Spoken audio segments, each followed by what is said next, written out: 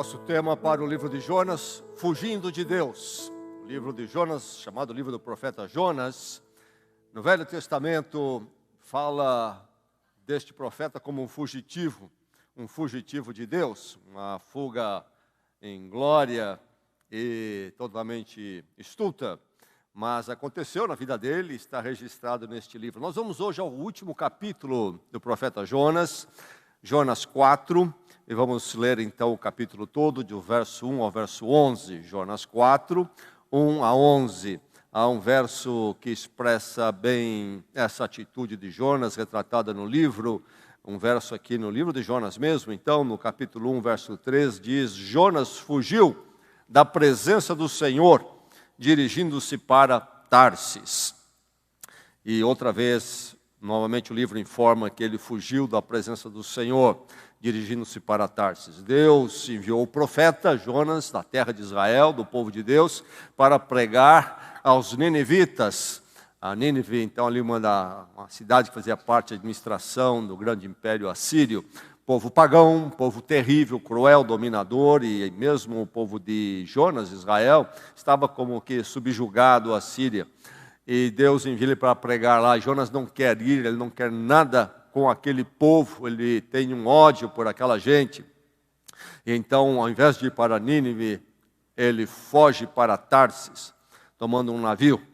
Deus intervém e Jonas é resgatado do mar por um peixe. Finalmente ele toma o caminho para Nínive e ele prega lá a mensagem aos ninivitas. No capítulo 3 temos isto.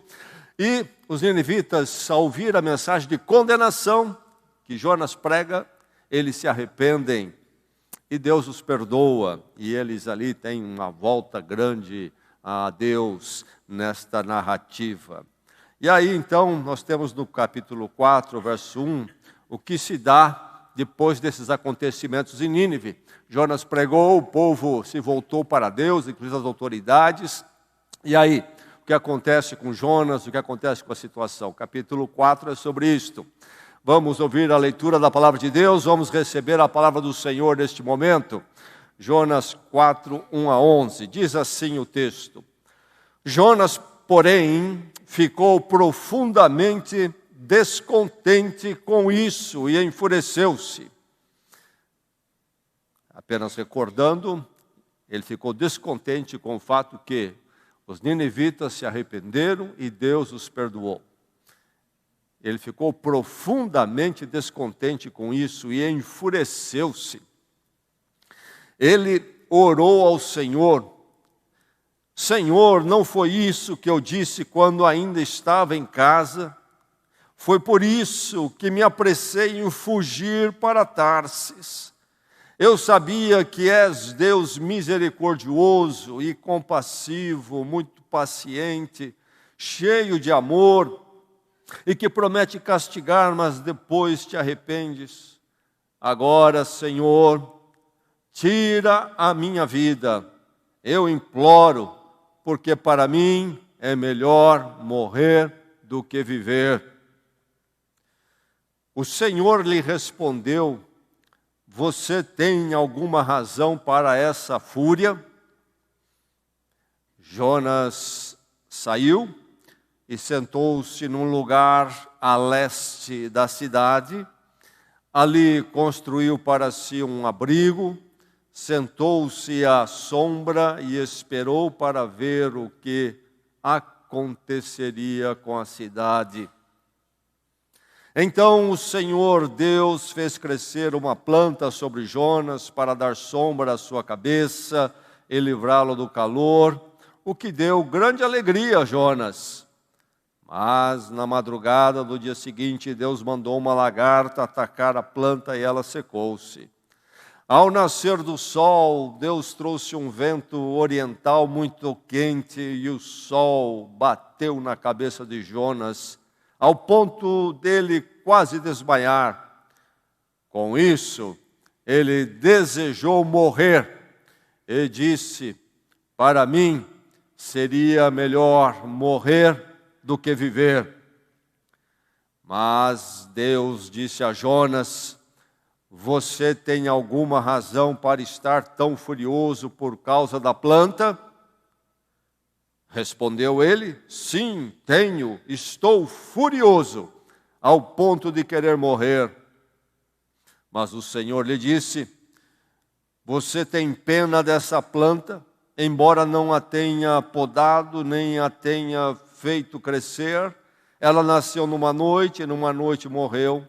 Contudo, Nínive tem mais de 120 mil pessoas que não sabem nem distinguir a mão direita da esquerda, além de muitos rebanhos. Não deveria eu ter pena dessa grande cidade?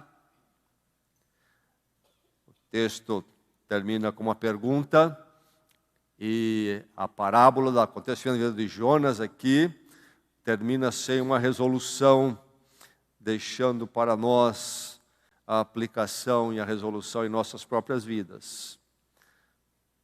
Nós vamos pensar melhor sobre essa conclusão na próxima semana, mas hoje deixe-me frisar esta situação toda de Jonas nas suas emoções, nos seus sentimentos pessoais. Bem, Jonas deixa claro, ele se expõe por que ele fugiu. Porque ele sabia que Deus era misericordioso. E quando ele diz: sei que tu és um Deus misericordioso, compassivo, muito paciente, cheio de amor, e que promete castigar, mas depois se arrepende, ele está citando, na verdade, a própria palavra de Deus. Séculos antes de Jonas, Moisés, quando recebe a lei do Senhor, recebe estas palavras também. E ele, então, Jonas conhece a palavra de Deus e ele está citando. Ele sabia que Deus já havia declarado que ele era assim. Mas a reação de Jonas é a pior possível, não é verdade? O verso 3 diz que ele ora. Que oração tremenda. Agora, Senhor, tira a minha vida, eu imploro, porque para mim é melhor morrer do que viver. No verso 8 ele diz: para mim seria melhor morrer do que viver. A mesma ideia é repetida, se não bastasse uma vez. E quando ele é questionado por Deus no verso 9, ele responde: sim, estou furioso ao ponto de querer morrer. Estou furioso ao ponto de querer morrer. Esta é a palavra do Senhor. 5%, segundo a ONU, 5% da população do mundo hoje sofre de depressão. E nos últimos anos há um crescimento acelerado, inclusive, de depressão entre adolescentes. Houve um aumento aí de 25% já antes da pandemia e acelerou com a pandemia. Adolescentes deprimidos, quando deveriam estar no vigor da vida, na alegria de olhar os anos à frente, em depressão. E cresce a porcentagem de depressão na população. Bem, Jonas parece-me que poderia se sentir um tanto em casa no mundo atual. 2 vezes ele diz: é melhor morrer do que viver. 2 vezes diante de Deus. E depois ele acrescenta ainda que ele está tão furioso ao ponto de querer morrer. Quero propor para você que Jonas aqui está num profundo quadro de depressão neste momento da sua vida, depois de tudo que se passou, e ele chega a esse ponto deprimido, deseja a morte, não quer mais a vida, não tem motivação mais para a vida, não tem esperança, e não vê nenhuma perspectiva que o justifique continuar a viver. Eu quero morrer, acaba com a minha vida. Uma depressão tremenda. Nós encontramos aqui um profeta deprimido, um profeta que termina aqui neste livro numa depressão profunda. O que acontece com Jonas? Por que ele chegou a essa situação? O problema aqui de Jonas é uma espiritualidade equivocada. Uma espiritualidade equivocada. Quando eu uso a palavra espiritualidade, quando nós usamos como cristãos, vamos lembrar bem o que nós queremos dizer, porque essa palavra está em voga hoje em dia, se fala muito em espiritualidade. Espiritualidade, segundo as Escrituras, é o meu relacionamento com Deus, o meu espírito em sintonia com Deus que o criou. o meu ser, o mais íntimo do meu ser em sintonia com Deus. Isso é espiritualidade, é encontrar-se com Deus. As pessoas aí fora estão buscando em muitos caminhos o encontro com o eterno, com o transcendente, alguma coisa que vá além da vida e fazendo todo tipo de coisa. Mas não vão encontrar a verdadeira espiritualidade porque não há ressonância. Somente em Deus nosso espírito encontra ressonância. Espiritualidade, então, nesse sentido, do nosso entendimento de Deus, do que Deus quer para nós, e da nossa vida viver segundo este relacionamento com Deus. Isto é espiritualidade. E a de Jonas está um tanto quanto equivocada. Jonas tem diversos problemas aqui na sua espiritualidade. Jonas quer a condenação e o julgamento, o extermínio dos ninivitas. Jonas esperava talvez alguma coisa como em Sodoma e Gomorra, fogo do céu. Acaba com esse povo que não presta, pensava Jonas. E Deus não faz assim. Deus, que é o Deus do julgamento e que avisa sobre o seu julgamento, é o Deus também que é grande em misericórdia. Essa é a grande verdade das Escrituras, recordando mais uma vez, no centro das Escrituras, o cumprimento, o ápice das Escrituras está Jesus Cristo. Aquele que veio andar entre nós, Deus encarnado, mas com destino da cruz. E a cruz de Cristo, Cristo na cruz é exatamente isto. A justiça de Deus manifesta de forma perfeita, cabal, e também a graça, a misericórdia de Deus em ação poderosa e plena. Então, esta é a verdade das Escrituras e Jonas tem dificuldades com isto.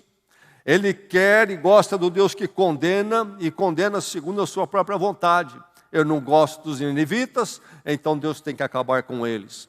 E Deus não faz assim porque há arrependimento entre os ninivitas. E Jonas então não consegue aceitar que Deus seja gracioso, misericordioso.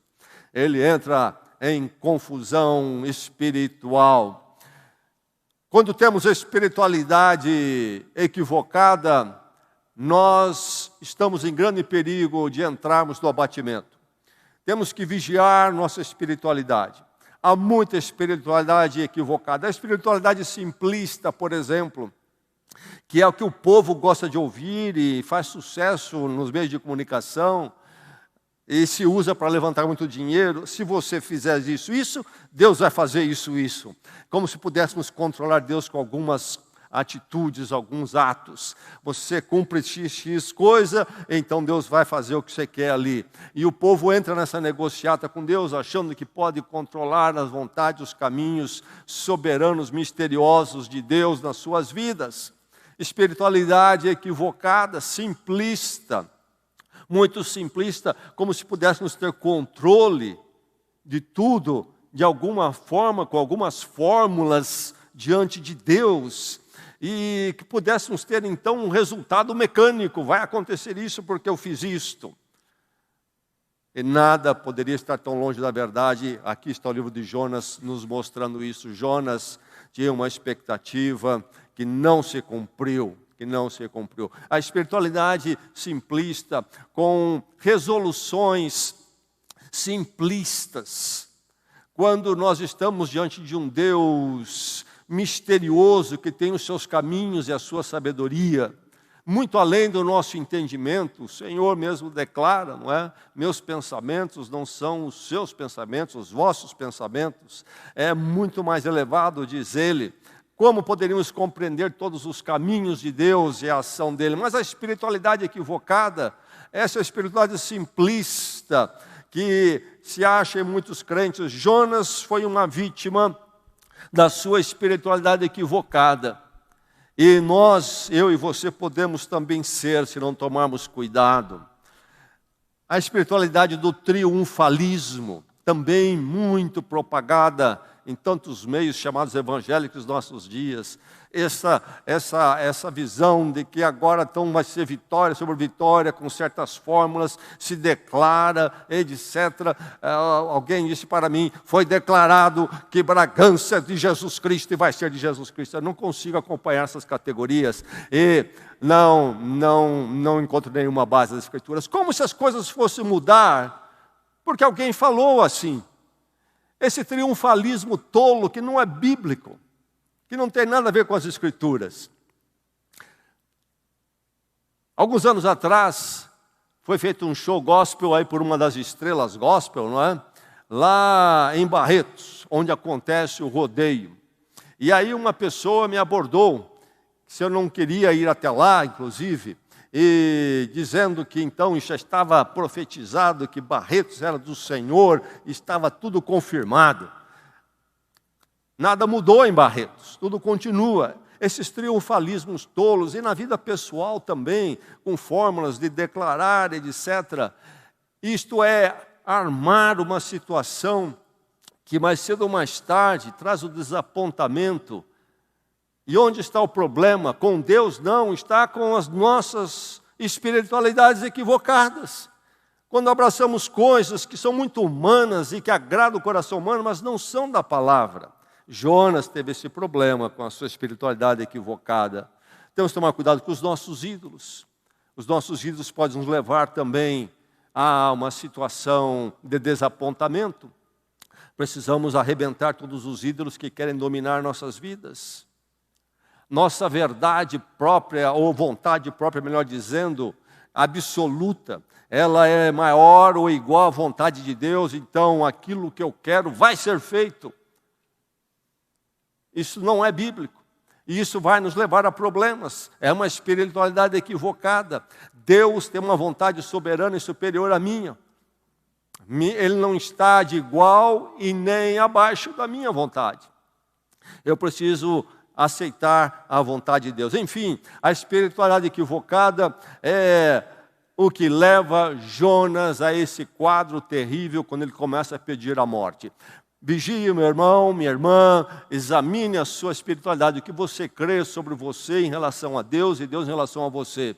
Que você possa ser guiado pela palavra de uma forma que você tenha uma espiritualidade equilibrada, uma espiritualidade sábia, uma espiritualidade sã, segundo a palavra de Deus. Cuidado com rompantes por aí de espiritualidade que fogem da palavra de Deus. Isso mais cedo ou mais tarde o levará a um grande desapontamento. E eu creio que nesse mundo de igrejas por aí há um rodízio de gente que passa e até que chega o desapontamento vão embora e a mídia traz outros então para substituí-los. Um grande desapontamento. Estatísticas falam de um número enorme de evangélicos, pessoas que se dizem evangélicos no Brasil e não vão mais à igreja. Eu creio que são todas pessoas que foram desapontadas por essas espiritualidades equivocadas. Mas pode ser tão grave que pode levar a uma depressão, como Jonas experimentou. Aí não há como fugir do abatimento espiritual.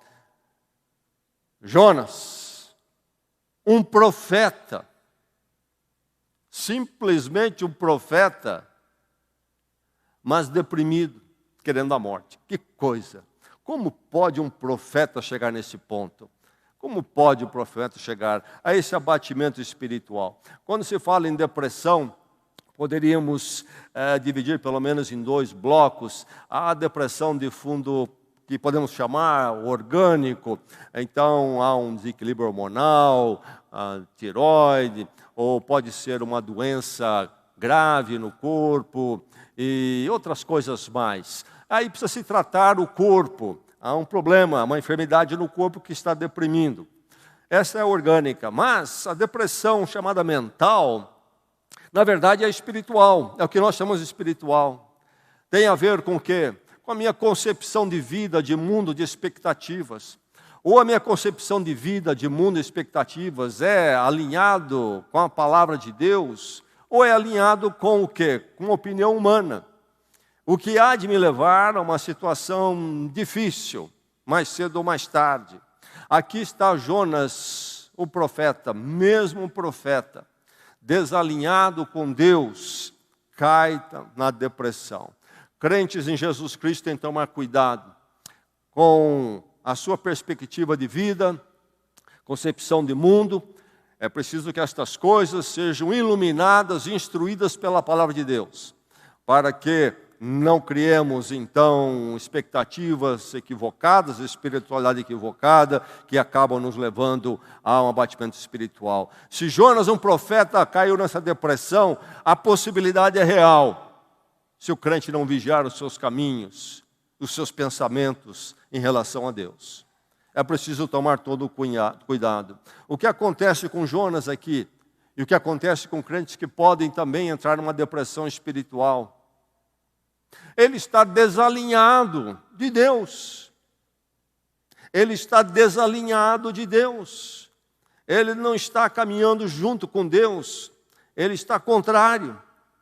Há um questionamento da soberania de Deus. Há um desacreditar da sabedoria de Deus. E há até um limitar da graça de Deus. Esse é Jonas, totalmente desalinhado com Deus. E o coração dele, então, caminha para esta situação difícil, deste abatimento espiritual. Morrer é melhor do que viver. E agora Jonas, então, se vê como vítima, e Jonas está numa viagem de autocomiseração. Quero morrer, estou triste, estou chateado, estou desgostoso da vida, do que está acontecendo, do que Deus está fazendo. Não quero mais viver. E então Jonas cai neste abatimento espiritual.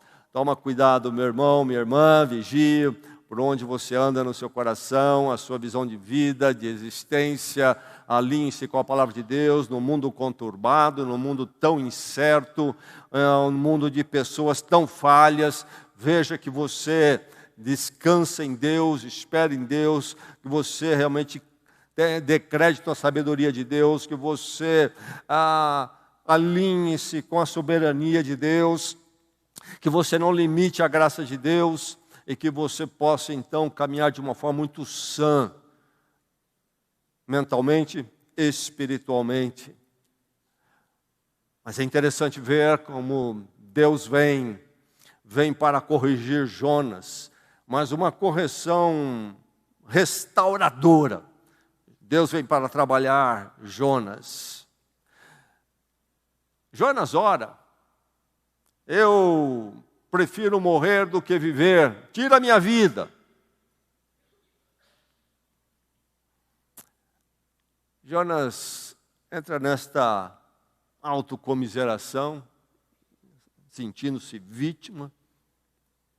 Mas Deus não cede a essa autocomiseração de Jonas. Oh, Jonas, que pena que você está assim. Deixa eu te dar um abraço, por favor. Jonas, o que você está querendo então? Deixa eu ver o que você quer. Deus não entra em nenhuma atitude semelhante a essa. Ele não diz: oh, Jonas, coitadinho de você. Que pena que você está sofrendo. Não, Deus não cede a este jogo de autocomiseração. Me dá morte. Deus poderia fazer, então toma, pum, não é? Mas não, Deus não entra nesse jogo. Deus não entra nesta viagem de Jonas aí, dessa piedade própria. Pelo contrário, é o Deus que ensina e o Deus que confronta Jonas no seu abatimento, na sua depressão. Deus ensina e confronta Jonas. O que é que Deus quer fazer com Jonas? Qual é a solução para Jonas? Deus sabe qual é. Jonas precisa se realinhar com Deus. Jonas precisa se realinhar com Deus. Realinhar-se com o quê? Com a vontade de Deus. Ele precisa ter paz na vontade de Deus. Jonas precisa agarrar-se não em méritos, mas na graça de Deus, porque ele que está negando a graça de Deus para os ninivitas é alguém que acabou de ser alvo da graça de Deus. Quando ele foi jogado ao mar, Deus o resgatou, ele não pereceu ali, ele mesmo reconhece. Graça para mim, mas não graça para eles. Jonas precisa corrigir, precisa se agarrar na graça plena de Deus, precisa andar na dependência de Deus, não na dependência de si mesmo. Jonas, você precisa entregar o futuro nas mãos de Deus, que Deus conduz as coisas. Quando você quiser fazer o papel, brincar de Deus, você vai se colocar numa situação difícil e terrível, de desalinhamento com a verdade eterna. É preciso, então, esta correção de curso, este realinhar com Deus. E não é isto que Deus está fazendo em Cristo, tem feito e está fazendo. O que é o Cristo crucificado, senão um chamado para eu e você nos realinharmos com Deus? Deixarmos nossas propostas autônomas de Deus e passarmos a viver para a vontade de Deus. O caminho da cruz é justamente isto, a conversão. Quando então eu morro para a vontade minha do mundo, para fazer a vontade de Deus.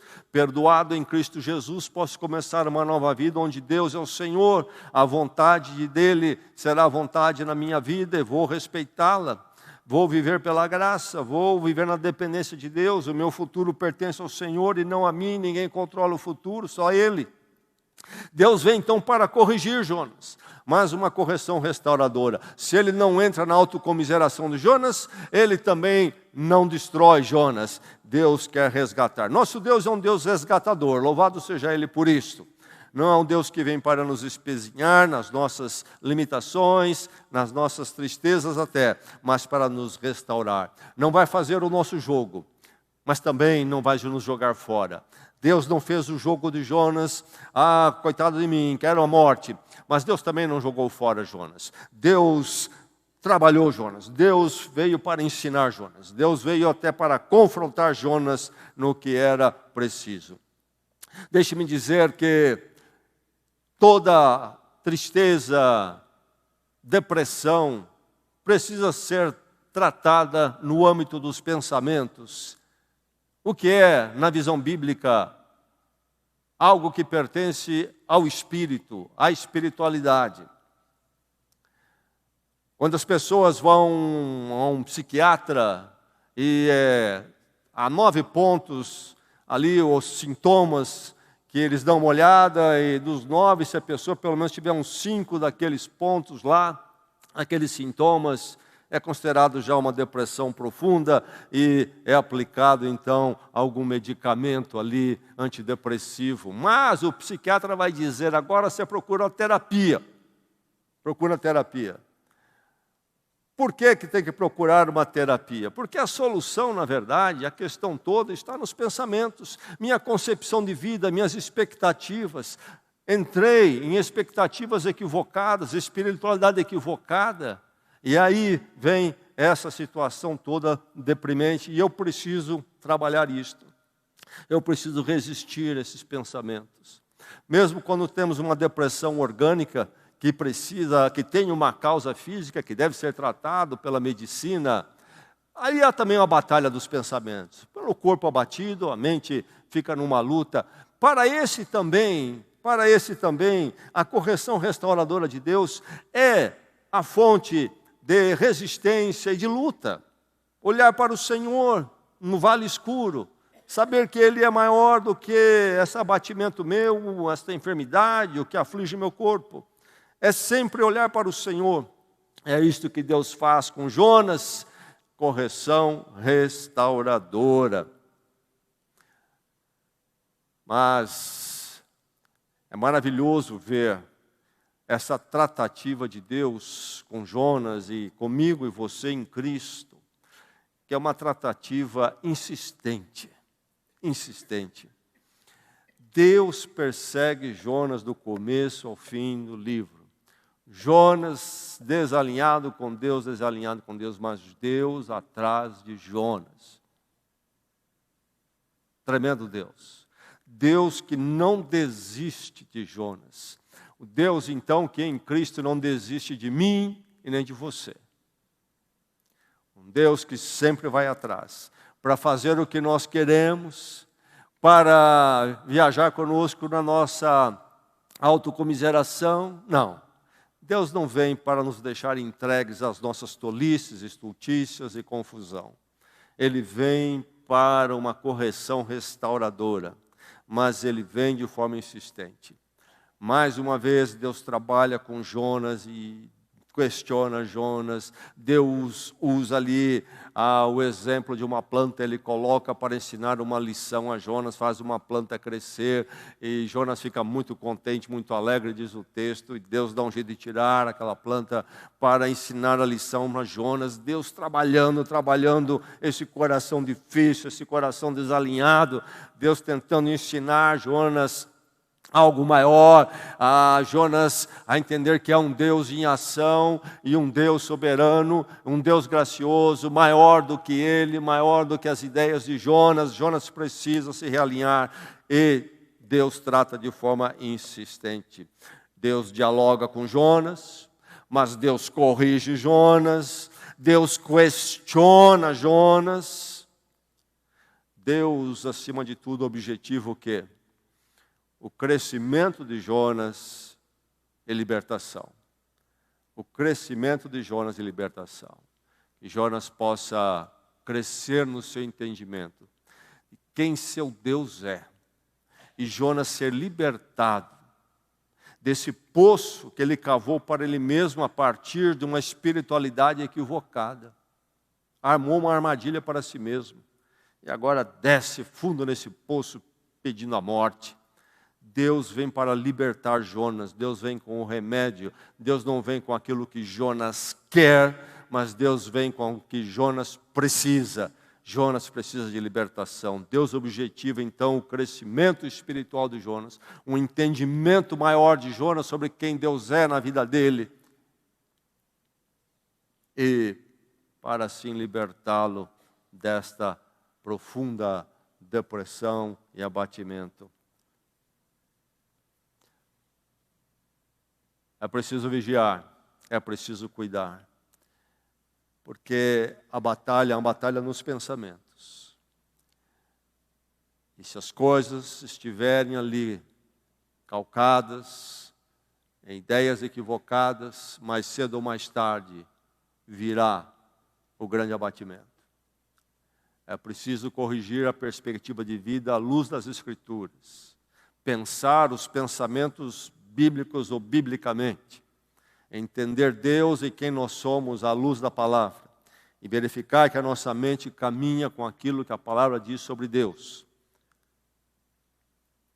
para não sermos achados em grandes desapontamentos, abatimentos na corrida da vida.